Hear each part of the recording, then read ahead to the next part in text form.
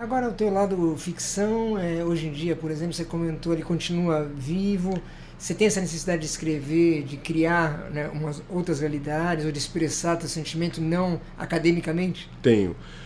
Hoje eu escrevo menos, até por conta das, digamos assim, obrigações, né, da carreira acadêmica. Como professor, a pesquisa consome um bom tempo.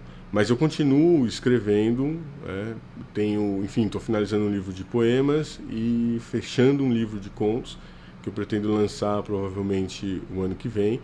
Eu gosto de fazer aquele teste da gaveta, né? Você termina, deixa um tempo descansando, depois volta a reler, trabalha mais um pouquinho, porque a literatura ela tem essa exigência, digamos, de que o conteúdo encontre a forma adequada. Então a gente trabalha, reescreve, fica em dúvida, corta daqui, remenda. Então ela não tem pressa. Já esse aspecto, digamos, da escrita acadêmica, né, da escrita de pesquisa, ela tem uma urgência maior. E cada vez, aliás, essa exigência é maior, né? Cada vez se torna maior. Então eu consigo ainda conciliar esses dois lados, embora, né, assim, a minha produção atual penda mais para o lado acadêmico. Agora, a ficção como eu disse, né, é uma necessidade. Se alguns têm, além da necessidade de ler, é de escrever também. Que aí é enfim, uma paixão que muitos são tocados por ela, principalmente na adolescência, né? Os adolescentes gostam de escrever versos, enfim, se arriscam um pouco na literatura, mas depois isso passa. Em alguns isso continua. Insistem, né? Insistem. O teu primeiro livro de ficção, ele foi criado com esse tempo que você comentou? Você olha para ele com carinho? Qual é a tua relação? Eu tenho 3 livros, né, publicados, 2 de poesia e um que seria uma espécie de uma pequena novela. Não chega a ser um romance. Os 2 de poemas, um se chama Almenara, de 99, completamente esgotado, e um outro de 2001 chamado Alucinação, também esgotado. Enfim, eles reúnem 10 anos, mais ou menos, de trabalho em poesia. A maior parte a gente joga fora. Depois de 2001 para cá, eu venho escrevendo com menor frequência, mas tenho vários poemas escritos, e fui cortando vários deles para tentar chegar aí num livro de 40. Então a gente acaba jogando fora 2/3 do que a gente produz. Isso era muito doloroso no passado, agora é mais tranquilo para você? Como um amadurecimento ou ainda é um processo difícil? Não, agora é mais tranquilo. É mais tranquilo. Porque eu acho que, de alguma maneira, como a gente havia dito, a ficção, como leitor, né, ela faz parte da vida de todos. Ainda que não seja a literatura propriamente dita, mas alguma forma de ficção. Agora, quando você produz isso, muitas vezes, às vezes eu enfim, redijo textos mentais, assim, faço um conto mentalmente e nem ponho no papel. Enfim, eu acho que o prazer está muito mais em contar a história, né? E aí é uma característica partilhada por todos. Nós conversamos, né? E boa parte das nossas conversas, elas seriam, entre aspas, inúteis, né? No sentido de que ela não tem uma finalidade de comunicação. Elas acabam tendo uma finalidade que é estreitar esses laços, né, sociais, enfim, estar junto, né, partilhar emoções. Por isso que os casais de namorados reeditam desde os tempos primordiais o mesmo diálogo. Desde Adão e Eva, a conversa é sempre a mesma. Você não precisa reproduzir isso, porque todo mundo sabe como é. Não é uma troca de informações, né, mas é uma troca de carícias por palavras, né, é uma troca de enlaces por palavras. E a mesma coisa também o debate, né? Machado de Assis, num conto chamado O Espelho, coloca na boca de um personagem que dizia jamais debater, jamais discutir, que a discussão, o debate, é uma forma civilizada de guerrear. Então, mostrando, né, esse aspecto forte da comunicação oral, enfim, da conversa, da troca de palavras entre as pessoas. Dessa forma, para mim, eu acho que a questão da ficção ela é um processo... onipresente, de certa maneira?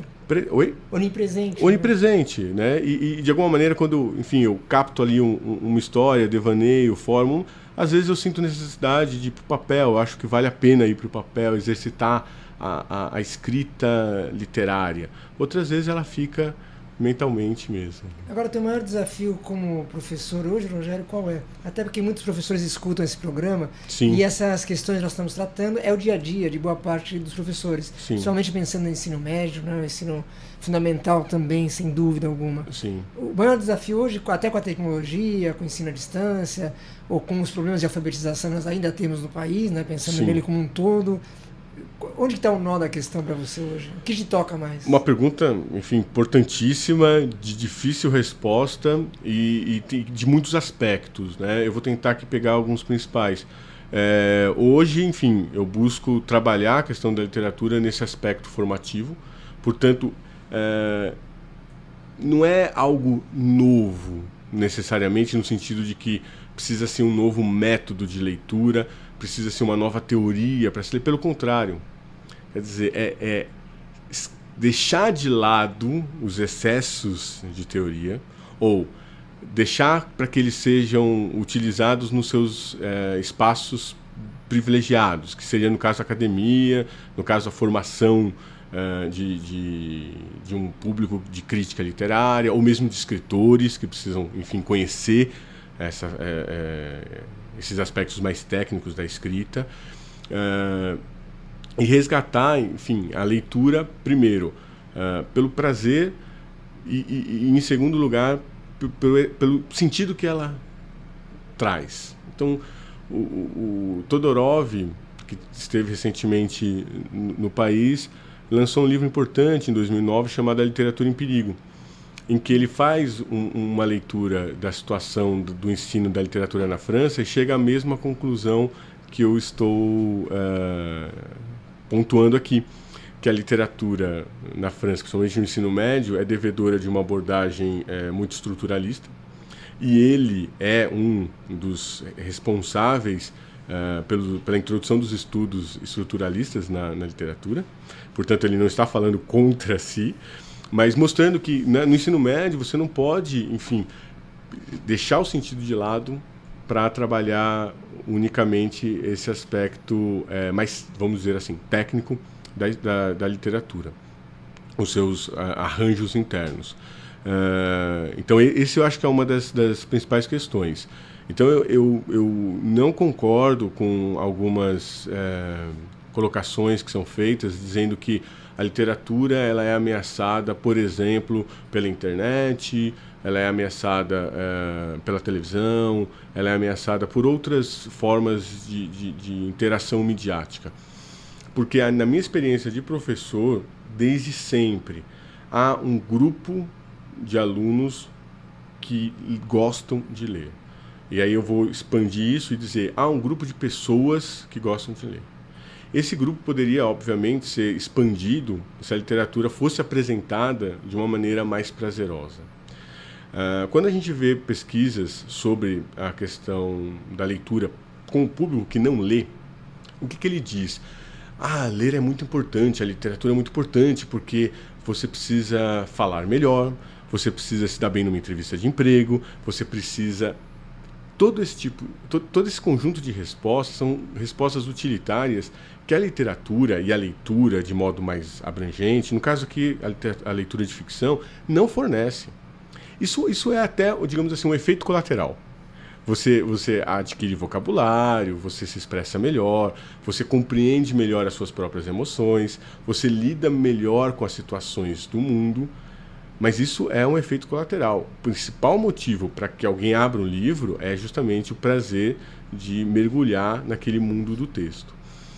Nesse sentido, Paulo Freire, acho que vale a pena ser lembrado aqui, ele diz que a importância do ato de ler está justamente no fato de que todos os leitores eles já trazem uma leitura de mundo, mesmo os analfabetos.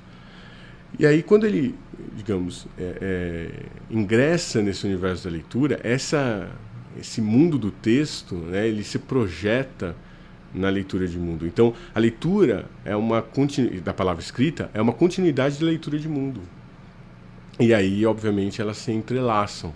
Então, eu tenho trabalhado muito nesse sentido, de gerar, enfim, pesquisas e, de alguma maneira, defender esse aspecto. Além disso, eu também trabalho com a leitura, né? Faço uma pesquisa, uma análise da obra do Machado de Assis, numa vertente da antropologia do imaginário e da filosofia trágica. Ou seja, Machado de Assis é nosso maior escritor, eu acho que isso é um consenso. É também o autor sobre o qual mais se escreveu. Então há uma fortuna crítica, né, imensa, não só no Brasil, mas no mundo. Então há, digamos assim, essa abrangência do Machado de Assis. E me chama a atenção que muitos autores procuraram abordar a sua obra no aspecto filosófico, porque ela passa, enfim, uma série de características que vão muito além da ficção e que entram no campo do pensamento ou no campo da teoria, mas nenhum autor, nenhum crítico, enfim, nenhum leitor chegou à questão que para mim é fundamental na obra do Machado, que é o aspecto trágico da vida. O que seria esse aspecto trágico, assim, de uma maneira muito resumida? A vida não tem um sentido transcendente, metafísico. Não há um princípio que norteia a vida. A vida ela é dada enquanto se vive. A vida ela é dada na sua crueldade, que é o fato de que você pode a qualquer momento morrer. E o que significa a vida, né? No fundo, a grande pergunta que eu vejo nas obras, que a gente pode fazer para as obras do Machado é: qual o sentido da vida que se extrai dali? E ela não tem sentido algum. Então, quando a gente lê Memórias Póstumas de Brás Cubas, né, que é uma obra genial, a gente começa vendo a vida de um sujeito que já morreu, né? Então, um morto que vai contar a vida que ele teve, e no final ele diz: eu, enfim, não precisei trabalhar, mas em compensação não fui ministro, não brilhei, não fui grande na vida. Mas também não precisei trabalhar. Mas eu tenho um saldo, quer dizer, eu não tive filhos, eu não precisei deixar o legado, né, da nossa miséria para ninguém, né? E aí ele cumpre algo que é uma das divisas, né, dessa filosofia trágica, que é melhor não ter nascido, né? Então, o Cioran, por exemplo, vai escrever um livro cujo título é O Inconveniente de Haver Nascido. Então, nascer é algo inconveniente. Tem um peso, né? Tem um peso muito grande. E isso é algo que todos sabem, embora a gente tente esconder isso. Por isso que vem o imaginário todo buscando dar um sentido para isso que nós vivemos. Alguma grandiosidade para a vida. Um brilho qualquer, uma memória, algo que faça com que ela ganhe um peso maior.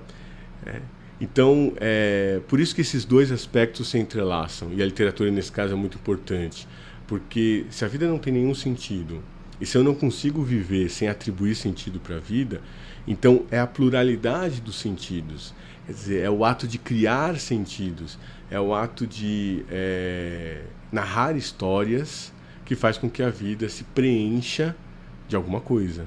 E no caso aí, enfim, preenche de tudo que faz parte da nossa história. E cada um vai preencher de uma maneira também. E cada um vai preencher de uma maneira. Tem uma riqueza extraordinária nisso. Sem dúvida. Por isso que a literatura não pode ser fechada em 2 ou 3 aspectos, mas ela deve se abrir justamente para essa pluralidade de leitura. A interpretação, por exemplo, eu acho que é importante mencionarmos isso. Segundo Paul Ricoeur, que é um filósofo que estuda a hermenêutica, ele diz que compreender um texto é compreender-se diante do texto. O que significa isso? Eu leio uma determinada obra, ou seja, eu ingresso no mundo do texto e de lá eu não compreendo simplesmente a obra, mas eu me compreendo a partir da obra, como se de uma forma ela fosse um espelho que espelhasse a minha visão de mundo. Perfeito. Então conversamos hoje aqui no nosso perfil literário com o professor Rogério de Almeida. Professor, muito obrigado mais uma vez. Queria agradecer o convite, para mim um prazer estar aqui e parabenizá-lo pelo programa, enfim, que é excelente. Obrigado.